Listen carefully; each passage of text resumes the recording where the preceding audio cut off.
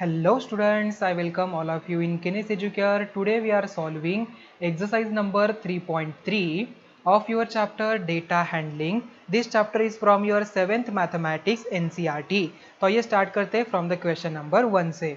Question number 1, use the bar graph figure 3.3 यहाँ पर दिया है to answer the following question. First question, which is the most popular yet? Pet यहाँ पर कौन से यहाँ पर popular है? And how many students have dog as pet. Okay, देखिए डॉग्स यहाँ पर डेटा दिया है, कैट्स यहाँ पर है, रैबिट्स है, देन यहाँ पर हैमस्टर्स है, देन अदर्स भी यहाँ पर है, स्टूडेंट्स यहाँ पर दिया है, उनकी रेंज यहाँ पर दिए. So pet own by students of class 7. तो यहाँ पर पेट एनिमल्स भी उन्होंने लिया है ऑन द एक्स एक्सिस. तो स्टूडेंट्स इसका आंसर देखिए, the bar graph represent the pets owned by the students. From the bar graph the most popular pet is cat. सबसे ज़्यादा यहाँ पर कौन सी है? cat है. It is owned by how many students? 10 students. Okay, out of 12 students. ठीक है. So from the bar graph 8 students have dog as a pet out of 12 students. ठीक है, यहाँ पर देखिए dogs कितने, यहाँ पर 8 student के पास है out of 12 student में से. तो next question, read the bar graph which shows the number of books sold by bookstore during the 5 consecutive years and answer the following question. Okay, so 1989 का दिया है, 1990 का दिया है, 1991, 1992, 1993. सबसे ज़्यादा यह इस ईयर में है, सबसे कम इस ईयर में है. एंड स्केल उन्होंने क्या लिए है? 1 unit is equal to 100 books. Okay, so about how many books were sold in 1989, 1990, 1992. Next यहाँ पर in which year were about 475 books sold, about 225 books sold यहाँ पर कितने हैं हमें बताने. ओके, देखिए students, first one by observing the bar graph 175 books were sold in the year 1989, 475 books were sold in the year 1990 and 225 books were sold in the year 1992. Okay, तो कैसे find out करना है आपको already पता है. Just यहाँ पर इसे शिफ्ट करिए यहाँ पर. ठीक है, आपको आसानी से आपकी नंबर यहाँ पर पता चल जाएगी. ठीक है, तो नेक्स्ट यहाँ पर क्या पूछा था उन्होंने? So in which year were about 475 books sold. कहाँ पर है 475 बुक्स सोल्ड वाला? ये वहाँ पर है. सो 1990 ईयर में 470 बुक्स सोल्ड किया था and 225 books were sold in the year 1992. Okay, तो यहाँ पर 1992 में आ जाएगा. चलो नेक्स्ट क्वेश्चन, थर्ड वन था यहाँ पर, in which year were fewer than 250 books sold and can you explain how you would estimate the number of books sold in 1989. तो स्टूडेंट्स थर्ड का आंसर है by observing bar graph in the years 1989 and 1992 the number of books sold were less than 250. And fourth का answer है by observing the bar graph we can conclude that the number of books sold in the year 1989 is about first and 1/3 part of the 1 centimeter. So with respect to यहाँ पर देखिए scale is taken as 1 centimeter is equal to 100 books. So therefore 100 plus 3/4 of 100. So we find out 100 plus 3 multiplied by 25, 4 25 is 100 होता है. So 100 plus 75 175 यहाँ पर आ गया. Okay, तो हमने यहाँ पर इजीली फाइंड आउट किया. तो स्टूडेंट्स नेक्स्ट क्वेश्चन है question number 3. Number of childrens in 6 different classes are given below.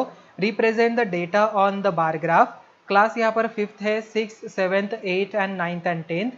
Number of चिल्ड्रंस 135, 120, 95, 100, 90 एंड 80.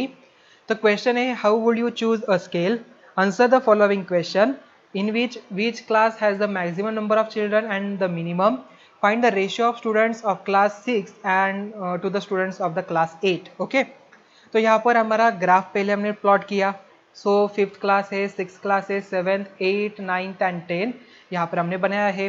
अभी यहाँ पर मैंने कलरफुल आपको दिया है, बट आपको कलरफुल यहाँ पर ड्रॉ नहीं करना है, जस्ट आपको क्लियरिफाई हो इसलिए यहाँ पर कलर यूज़ किए हैं. ओके, बट एक्चुअल में आपको ऐसे कलर यूज नहीं करना है, नहीं तो आप पेंसिल लेंगे कि स्केच पेन लेंगे और कलरफुल करते बैठेंगे. नहीं, एग्जाम में आपको कलरफुल नहीं बनाने. Okay, so how would you choose a scale. आपने कैसे स्केल यू चूज किया? सबसे बिगेस्ट नंबर था यहाँ पर 135 एंड सबसे स्मॉलेस्ट था यहाँ पर 80.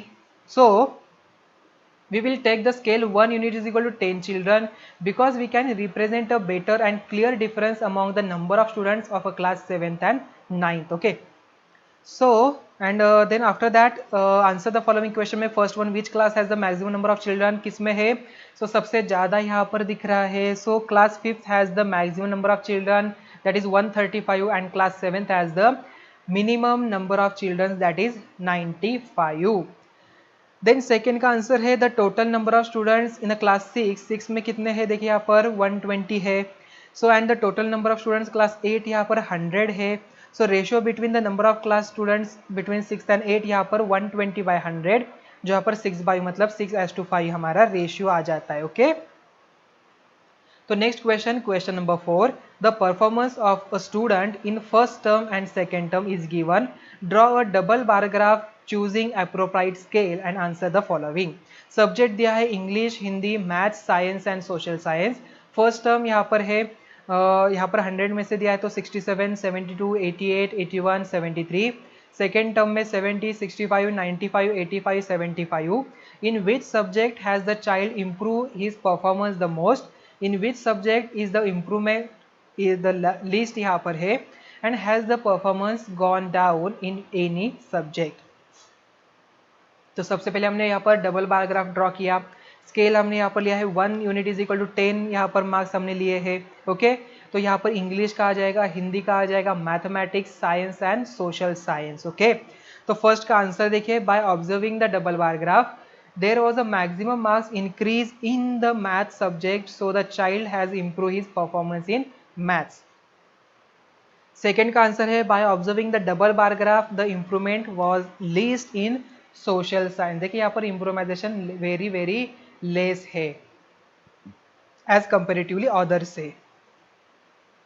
So by observing the double bar graph, the performance in Hindi has gone down. Okay, Hindi का परफॉर्मेंस फर्स्ट टर्म में ज़्यादा था एज कंपेरेटिवली सेकेंड में से. ठीक है तो यहाँ पर ये डाउन हो गया, बाकी सब में अप हो रहा है, बट हिंदी में यहाँ पर डाउन हुआ है. ओके तो स्टूडेंट्स आई थिंक आपको ये जो सॉल्यूशन है आपको अच्छी तरीके से समझ में आ चुके होंगे.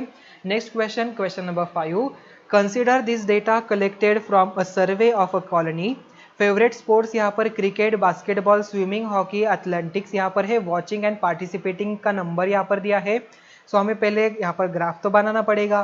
सो draw a double graph bar graph choosing an appropriate scale. What do you infer from the bar graph? Okay देखिए यहाँ पर बार ग्राफ यहाँ पर आता है हमारा, तो हमने स्पोर्ट्स जो नेम है यहाँ पर एक्स एक्सिस पे लिया है एंड नंबर ऑफ पीपल्स यहाँ पर वाई एक्सिस पे लिया है. तो ग्रीन वाले यहाँ पर वॉचिंग वाले एंड रेड वाले यहाँ पर पार्टिसिपेटिंग वाले हैं. सो आंसर देखिए फर्स्ट का यहाँ पर, in figure above is the double bar graph which represent the people who prefer either watching or participating in a different sports. By observing the double bar graph, we came to conclude that most of the people like watching and participating cricket, while least number of people like watching participating athletics. Okay, athletics यहाँ पर दिया है. So by observing second का था which sport is the most popular. So by observing the double bar graph, we came to conclude that people who like watching and participating in cricket is the tallest among all the bars. So cricket is the most popular sport. Which is the more preferred, watching or participating in a sports? देखिए so by observing the double bar graph, we came to conclude that watching sports has more preference rather than participating in sports. Okay, and question number 6 है take the data giving the minimum and maximum temperature of various cities given in the beginning of this chapter. जो 3.1 आपका table दिया था कहाँ पर है? देखो ये रहा table. So plot double bar graph using the data and answer the following. First यहाँ पर क्वेश्चन है which city has the largest difference in the minimum and maximum temperature on the given date. सबसे पहले bar graph draw कर लेते हैं, ये हमारा बार ग्राफ है. सो यहाँ पर सिटी कौन कौन से? Ahmedabad, then Amritsar, Bangalore, Chennai, Delhi, Jaipur, Jammu and Mumbai. Okay then यहाँ पर हमने टेम्परेचर लिया है on the scale 1 unit is equal to 10 degree Celsius. Okay so first question था, उसका आंसर देखिए, by observing the double bar graph we came to conclude that Jammu has the largest difference in the minimum and maximum temperature on 20th June 2006. Okay, question number 2, which is the hottest city and which is the coldest city? Okay, तो hottest city कौन सी यहाँ पर सबसे ज़्यादा? by observing double bar graph we can conclude that Jammu has the hottest city. and सबसे coldest city कौन सी है जल्दी से बताओ? बैंगलोर इज द सबसे coldest city. Okay, next, name to cities where maximum temperature of one was less than the minimum temperature of the other. And fourth question, name the city which has least difference between in minimum and maximum temperature.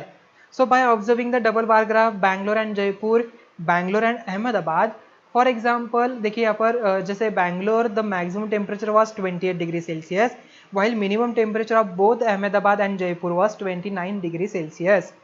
And last question का answer है by observing the double bar graph Mumbai has the least difference between its minimum and maximum temperature. Okay, तो minimum यहाँ पर मुंबई का ही यहाँ पर difference आ रहा है। ओके, तो सब में यहाँ पर सबसे ज़्यादा है, सो बाय ऑब्जर्विंग यहाँ पर हमें सबसे कम मुंबई का दिखाई दिया, सो दैट्स वाई हमारा आंसर मुंबई बनेगा। ठीक है, तो स्टूडेंट्स इसी के साथ ही हमारी एक्सरसाइज नंबर 3.3 यहाँ पर एंड होती है। ओके, तो मिलते हैं अभी नेक्स्ट वीडियो में। Thank you.